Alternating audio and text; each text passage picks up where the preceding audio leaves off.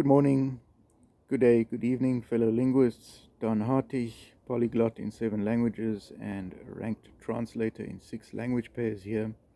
I hope you're all enjoying your weekend.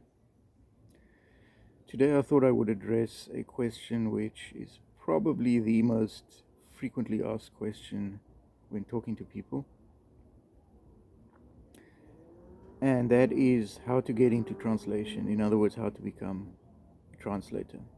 Now, personally, I would say that this question depends on what your intention is.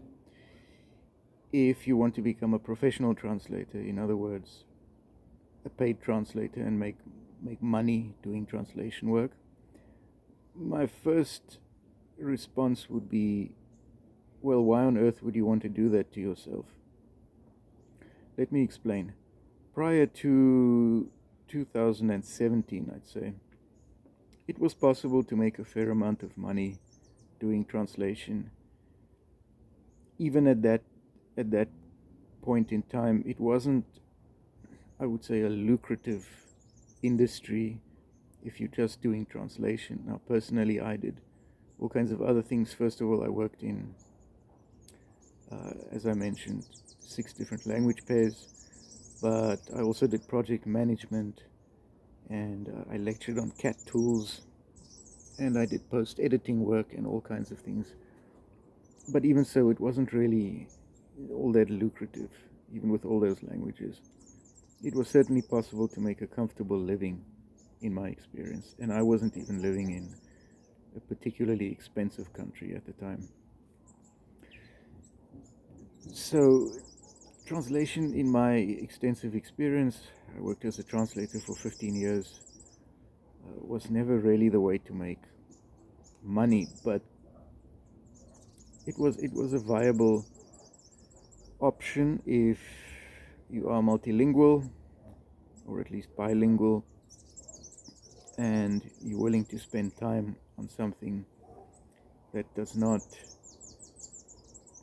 increase your skills in such a way that it makes you more valuable to a world in which automation, and now AI,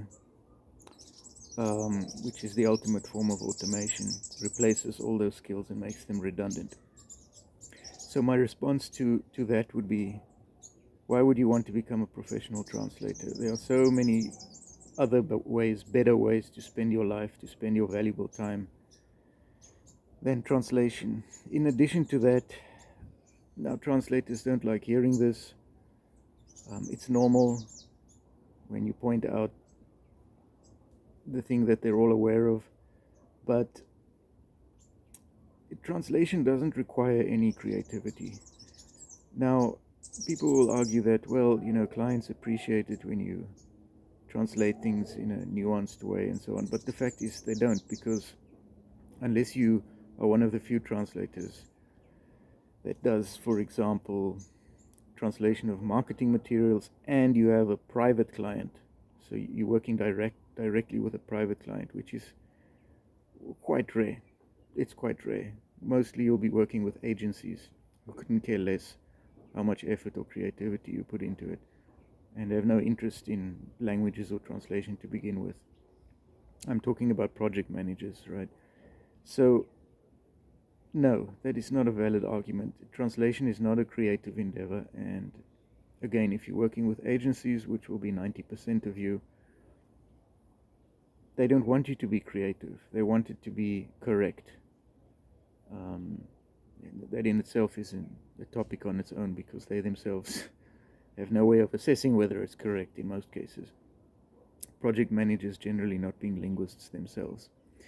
So, I would not advise you to become a professional translator. The purpose of any profession is to make money.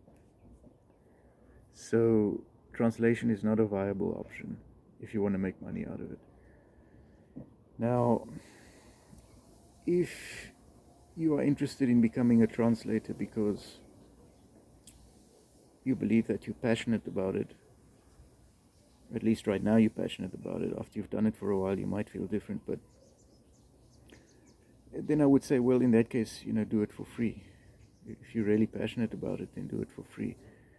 But if you want to be a translator and you want to get paid enough money to justify your valuable time that you're putting into it, then I would just say no, don't do it. That would be my answer. Don't try to become a translator, not in 2024, because everything is automated and you cannot compete with AI.